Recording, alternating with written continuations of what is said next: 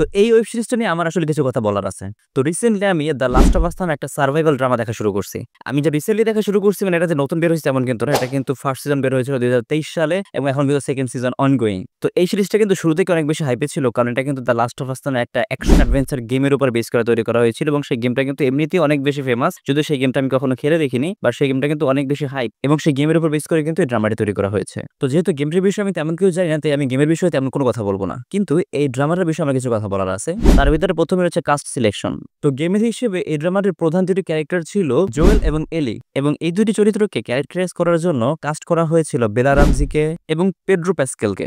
আসলে কাস্টিংয়ের বিষয়ে বলতে গেলে আপনাকে কিন্তু অবশ্যই গেমের দিকে খেয়াল করতে হবে, কারণ এই গেমটিতে ক্যারেক্টারগুলোকে ঠিক যেভাবে ডেভেলপ করা হয়েছে, আসলে ড্রামা যদি সেরকমভাবে ক্যারেক্টারগুলোকে ডেভেলপ করা না হয় তাহলে কিন্তু জিনিসটা ঠিক মানানসই হয় না। তো দেখা যায় আসলে যে পেড্রো প্যাসকেলকে কিন্তু আসলে এই ক্যারেক্টার খুব বেশি মানিয়েছে। সে যখন জোয়েল অভিনয়টা করেছে, জোয়েলের ক্যারেক্টার নিয়েছে, তাই কিন্তু একবার পুরো গেমের মতোই মনে হচ্ছিল, গেমের ক্যারেক্টার মতোই। কিন্তু আমার কাছে মনে হয় যে যদি বেলা রামজির জায়গায় এলির ক্যারেক্টার অন্য কাউকে দিয়ে করানো হতো তাহলে হয়তো আরো বেশি ভালো হতো। কারণ আমার কাছে মনে হচ্ছিল সেই ক্যারেক্টারটা ঠিকভাবে হয়তো এলিকে রিপ্রেজেন্ট করতে পারছে না। কারণ তাদের চেহারা গঠনে মিলতেছে না। আমি কম্পেয়ার করে অবশ্যই দেখাবো ভিডিওতে। তাদের চেহারা গঠন কিন্তু মিলতেছে না। যদিও বেলা রামজি কিন্তু একজন অসাধারণ অ্যাক্টর এবং সে কিন্তু সিজন অনেক ভালো অ্যাক্টিং করেছে, এটা বলতেই হবে। তার সাথে কিন্তু পেড্রো প্যাসকেলের অভিনয়টা অনেক বেশি ভালো ছিল, অনেক ভালো অভিনয় করেছিল।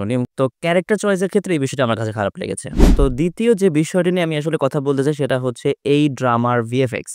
আপনাকে মনে রাখতে হবে এই সিরিজটি কিন্তু এইচবিও প্রোডাকশন হাউস থেকে বের করা হয়েছে এবং যেখান থেকে কিন্তু the mighty game of Thrones বের হয়েছে, এবং গেম অফ থ্রোনস এর ভিএফএক্স নিয়ে কিন্তু আসলে কমপ্লেন করার মতো কিছু নেই। তো সেখানে এত বছর পরে আসা একটা ওয়েব সিরিজের ভিএফএক্স যদি ভালো না হয় তাহলে কিন্তু আসলে কমপ্লেন করাই লাগে।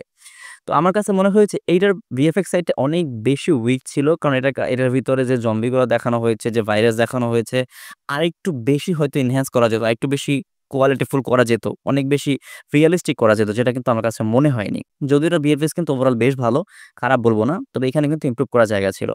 তো থার্ড যে অপশনটা বলবো সেটা হচ্ছে যে এই সিরিজটার ভিতরে কিন্তু কোনো কারণ ছাড়াই, আমার কাছে মনে হয় একেবারে লজিক ছাড়াই কিন্তু হোমোসেক্সুয়ালিটি, বাইসেক্সুয়ালিটি আসলে প্রমোট করা হয়েছে, যেটা আমার কাছে মনে হয় না যে কোনো দরকার ছিল।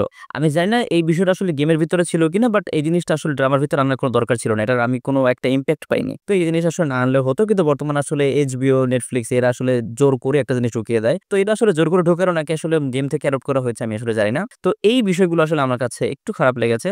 বাট এটা কিন্তু একটা খুব সুন্দর সিরিজ, আসলে দেখার মতো সিরিজ। আপনারা কিন্তু সেটা দেখতে পারেন, এবং কেউ যদি দেখে থাকেন তাহলে আপনার কাছে কেমন লেগেছে কমেন্টে জানাতে পারেন, এবং আপনি আমার পয়েন্টগুলোর সাথে একমত কিনা সেটাও কিন্তু কমেন্টে জানাতে পারেন। তো দেখা হচ্ছে পরের রিলসে। সবাই ভালো থাকবেন। আসসালামু আলাইকুম।